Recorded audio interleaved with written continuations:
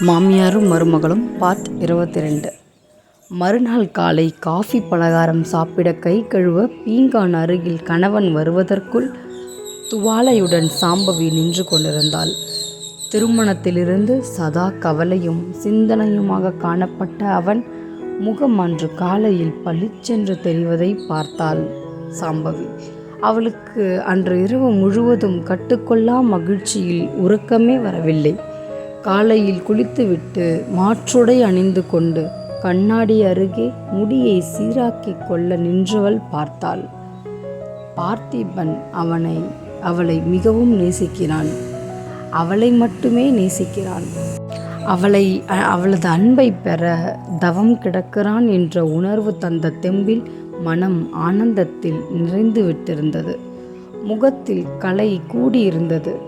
அவள் முன்னைவிட இன்னும் மிக அழகாக இருப்பது போன்று கண்ணாடியில் தெரிந்த உருவத்தை கண்டு மகிழ்ந்து போனாள். துவாலை கொண்டு வந்திருக்கேனே நீங்க என்று செல்லமாக சினுங்கினாள்.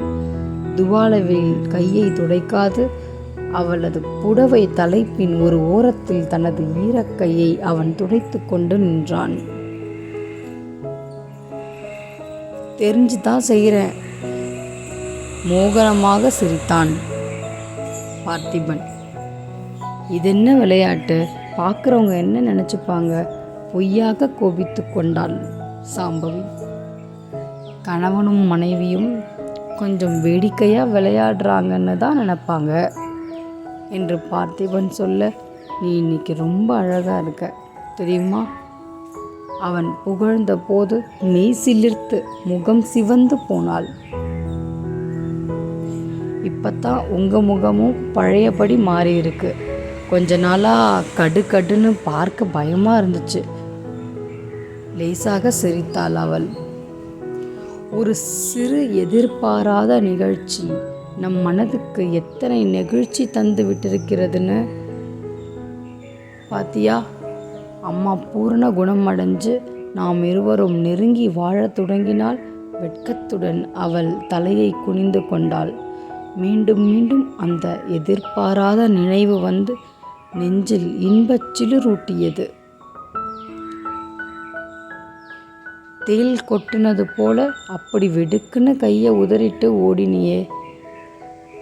நான் அத்தனை பயங்கரமானவனா என்று கேட்க, நமது வைராக்கியம் வெற்றி பெற போகும் சமயம் இது. மனம் தளரவிட்ட கூடாதுன்னு தான் கீழே இறங்கி வந்துட்டேன். ஆமாம், இந்த விருந்தாளிகள் எப்போ ஊருக்கு திரும்ப போகிறாங்களாம்? ஏதாவது உங்களுக்கு தெரியுமா? அம்மா உடம்புக்கு முடியாமல் படுத்திருக்காங்க. சதா பேச்சு கொடுத்து அவங்கள யாரும் தொந்தரவு செய்யக்கூடாதுங்கிறது என் எண்ணம். டாக்டர் கூட அவங்களுக்கு ஓய்வு அதிகம் தேவைன்னு சொல்லியிருக்காங்க. எனக்கு இந்த வீட்டில் கூட்டமும் கூச்சலமும் பிடிக்கவே இல்லை. என்னை மட்டும் உங்களுக்கு பிடிக்குதா? பரிகாசமாக கேட்க விரும்பினாள். கொஞ்ச தூரத்தில் பகவதி அம்மாள் அவர்களையே கண்கொட்டாது பார்த்து கொண்டு நின்று கொண்டிருந்தாள். அதை சாம்பவி பார்த்தாள். அவங்க கூட இங்கே தங்கியிருப்பது அத்தைக்கு பிடிச்சிருக்கு. நான் மறுப்பு சொல்ல முடியாதுலே. அம்மாவுக்கு அடுத்தபடியாக நீ இப்போ இந்த வீட்டுக்கு எஜமானி. உன்னை யாரும் அதட்டி உருட்டி பேசி வேலை வாங்கினா எனக்கு பிடிக்காது.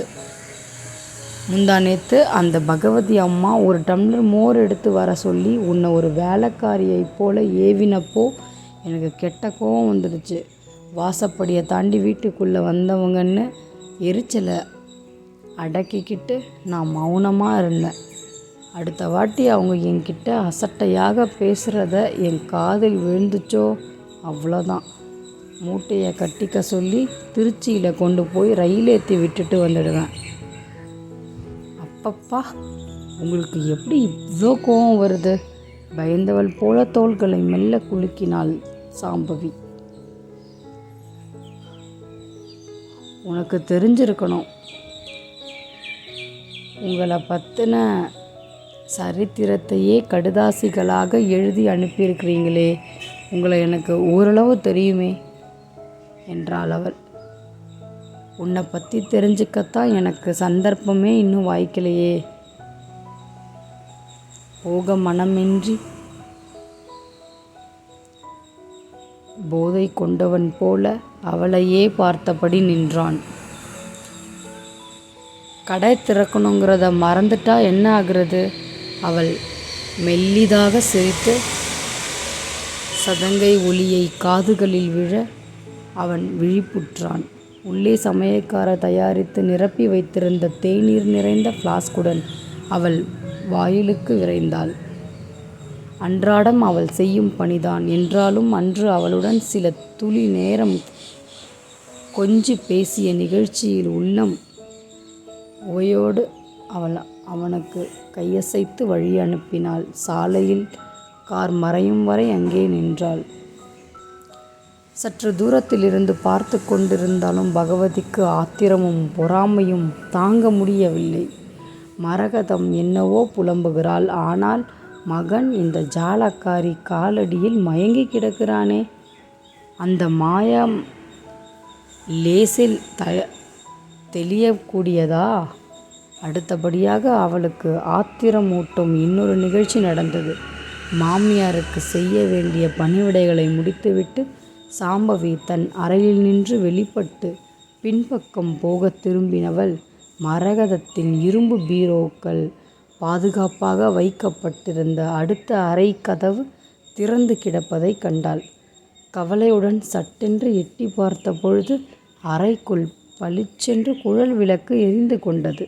பகவதி மரகதத்தின் பீரோவை அந்த சாவியால் திறந்து எதையோ தேட புடவைகளுக்கிடையில் குடைந்து கொண்டிருந்தாள். கடுமையான சுபாவம் உடையவள்தான் மரகதம். ஆனால் தன் சாமான்களை கருத்துடன் நேர்த்தியாக சுத்தமாக வைத்து கொள்வதில் திறமைசாலி. அவளது புடவைகள் நன்றாக துவைக்கப்பட்டு பெட்டி போட்டு அடுக்காக வைத்திருக்கப்பட்டிருக்கும். பீரோக்கள் எதை எந்த இடத்தில் வைக்க வேண்டும் என்றதொரு பாங்கு அவளது வேலையில் காணப்படும். அறையை சுத்தமாக பெருக்கி துடைத்து வைத்திருப்பாள். மாமியாரின் பீரோவை திறப்பதில்லையே ஒழிய சாம்பவி அந்த அறையை அன்றாடம் பெருக்கி ஈரத் துணியால் துடைத்து ஜன்னல்களை சாத்தி கதவை வெளியே தாளிட்டு வைத்திருப்பாள். என்ன, வீட்டுக்குள் வந்திருக்கும் விருந்தாளிக்கு துணிச்சல்! வீட்டு எஜமானியின் பீரோவை திறந்து எதையோ தேடுகிறீங்களே. திகைப்புடன் அவள் பார்த்து கொண்டு நிற்கையில் பகவதி கையில் அகப்பட்ட ஒரு கட்டு ரூபாய் நோட்டுக்களை சட்டென்று மடியில் போட்டு புடவை தலைப்பை முறுக்கி இடையில் சொருகி கொண்டாள். இன்னும் ஏதாவது கிடைக்குமா என்ற பரபரப்பில் அடுக்காக இருந்த மரகதத்தின் புடவைகளை கீரை போல அள்ளி குலைத்து கொண்டிருந்தாள். அவள் செய்த திருட்டு காரியத்தைக் கண்டு சாம்பவி பதைத்து போனாள். அவள் நெஞ்சு தீவிரமாக அடித்து கொண்டது. அங்கே உங்களுக்கு என்ன வேணும் என்று அதட்டி கேட்டபடி உள்ளே வந்து நின்றாள். பகவதி ஒரு கணம் பயந்து போனாள். ஆனாலும் மரகதம் தன் பக்கம் இருக்கிறாள் என்ற துணிவில் அவளை ஏறிட்டு பார்த்தாள். உன் மாமியார் தான் என்னை ஒரு சாமான் எடுத்து வர சொல்லி அனுப்புனா. என்ன அப்படி பார்க்குற என்று உரிமை விட்டு பீரோ கதவை படாரென்று சாத்தி பூட்டிவிட்டு நகர்ந்தாள். ஏதோ பணம் எடுத்ததை பார்த்தேன். அத்தை எடுத்து வர சொன்னாங்களா? சாம்பவி குறுக்கு கேள்வி கேட்டதை தாங்க முடியவில்லை. ஆத்திரத்தில் கொதித்து போனாள். பின்ன உங்கள் வீட்டு சொத்தை கொள்ளை அடிச்சிட்டு போகிறதுக்காக நினச்சியா? உன் மாமியார் கொடுக்காம இந்த சாவி என் கைக்கு எப்படி வரும்? பார்த்தா பசு போல இருக்க, பாஞ்சா புலியாட்டம் மாறிடுறியே. மரகதத்துக்கு உன்னை பிடிக்காம போகிறதுக்கு காரணம் இல்லாமல் போகலை. என்னை அதட்டுறாப்புல அவளை நீ அதட்டி உருட்டி மிரட்டி உன் ராஜதந்திரத்தெல்லாம் நடத்தியிருக்க. அவள் இந்த வீட்டில் செல்வ சீமாட்டியாக வாழ்ந்தவ. உன் கையில் சோறு திங்கிற கதி வந்துட்டுதுன்னு நொந்து புலம்புறாதுலே நியாயம் இருக்குது. வேணும்னா போய் உன் மாமியாரை கேளு. உறக்க சத்தமிட்டாள். தான் செய்த திருட்டை மறைக்க இந்த ஆர்ப்பாட்டமான நாடகம் என்பது சாம்பவிக்கு விளங்கிவிட்டது. ஆனாலும் அவள் இதை பெரிதுபடுத்தி வீட்டில் யாரிடமும் கலவரத்தையும் குழப்பத்தையும் உண்டாக்க முடியாதே. இந்த மாதிரியான அதிர்ச்சிகள் மரகதம்மாள் உடல்நிலைக்கு ஏற்றதல்லவே. பார்த்திபனிடம் அன்று இரவு மெல்ல விஷயத்தை சொன்னால் மௌனமாக அவளை வெறித்துவிட்டு அவள் மேலே தன் காரியங்களை கவனிக்கலுற்றாள். டாக்டர் வைத்தியலிங்கம் வந்து மரகதத்தை சோதித்துவிட்டு மிக்க மகிழ்ச்சியுடன் வெளியே வந்தார். வழக்கம் போல தயாராக காஃபி டம்ளருடன் அவருக்காக சாம்பவி நின்று கொண்டிருந்தாள். முன்னைவிட உன் அத்தை உடம்பு நல்லாவே குணமாகியிருக்கு. கையை தோள்பட்ட வர தானே தூக்க முடியுது. ஒரு டம்ளர் சிரமம் இல்லாமல் எடுக்க வருது. பேச்சு நல்லா தெளிவாகிவிட்டது. காலை கீழே ஊனி ஒரு அடி எடுத்து வைக்கிற அளவுக்கு தசைகளுக்கு தெம்பு வந்துவிட்டது. இப்போத்தான் அவங்கள ரொம்ப கவனமாக பார்த்துக்கணும். அப்படியா டாக்டர்? ஆமாம்மா. அவர்களுடைய மனம் கலவரப்பட்டு இரத்த அழுத்த லேசாகி மறுபடி இது மாதிரியான ஒரு விபரீதம் வந்தால் உடம்பு தாங்காது. அதனால் பத்திரமா பார்த்துக்கோங்க. நீ நல்லாவே பார்த்துக்குவ. உன்னை போல பொறுமையான மருமகளை அவங்க இந்த உலகத்தில் முழுவதும் தேடினா கூட கிடைக்க மாட்டாங்கம்மா. என்னை ரொம்ப புகழ்றீங்க டாக்டர். முகம் சிவக்க மகிழ்ச்சியுடன் காஃபி டம்ளரை எடுத்து நீட்டினாள். ஆமாம், நீ எப்படி இத்தனை காரியங்களையும் ஒரே சமயமாக கற்றுக்கிட்ட? நல்லா சமைக்கிற, ரொம்ப பொறுமையாக புருஷனையும் மாமியாரையும் பார்த்துக்கிற, வந்திருக்கும் விருந்தாளிங்களையும் சமாளிக்கிற, வீட்டை திறமையாக நிர்வகிக்கிற. டாக்டர், இதுக்கு மேலே உங்கள் புகழ்ச்சியை தாங்க முடியாது. நிறுத்திருங்க. மகிழ்ச்சியுடன் சிரித்தாள். தோட்டத்தை சுற்றி பார்வையிட்டு விட்டு மெல்ல உள்ளே திரும்பிய பகவதிக்கு அதை காண ஆத்திரமாக இருந்தது. வீட்டு வேலையாளிலிருந்து டாக்டர் வரை இந்த சின்ன பொண்ணுக்கு சலாம் அடிக்கிறாங்க. புருஷன் கொஞ்சி குழாவுறான். மாயாவிடம் இல்லாத அழகோ சாதுரியமோ படிப்போ இப்படி இவளிடம் என்ன அதிகமாக இருக்கு? டாக்டர் வைத்தியலிங்கத்திற்கு கும்பிடு போட்டு பல்லை காட்டினாள் பகவதி. டாக்டர், இப்போது மரகதத்துக்கு உடம்பு எப்படி இருக்கு? கொஞ்சம் தேறிட்டு வருதா? மரகதம்மா என் நோயாளி. நான் அவங்களுடைய வைத்தியர். அவங்க நோய் எதனால் வந்திருக்கு, இப்போது எந்த நிலையில் இருக்குது, இதெல்லாம் நான் மற்றவங்க கிட்ட சொல்லக்கூடாது. அது எங்கள் கொள்கை. சாம்பவி கிட்ட மட்டும் சொல்லலாமா? காரமாக கேட்டாள் பகவதி. அவங்க மரகதத்தின் மருமகள், பார்த்திபன் பெரியம்மாளின் மகன். இந்த வீட்டுக்கு இப்போது இவங்க 2 பேர் தான் எஜமான் எஜமானி. நோயாளியை பற்றி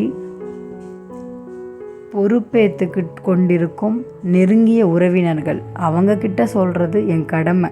டாக்டர் முகம் கடுத்து கொண்டு பேசியதை கேட்டு பகவதி வெகுண்டு போனாள். சாம்பவி இந்த வீட்டுக்கு எஜமானியாமே? கேட்டு காவலாளியிலிருந்து வீட்டுக்கு கண்ணுக்குட்டி வர இதையே சொல்லிகிட்டு இருக்காங்களே.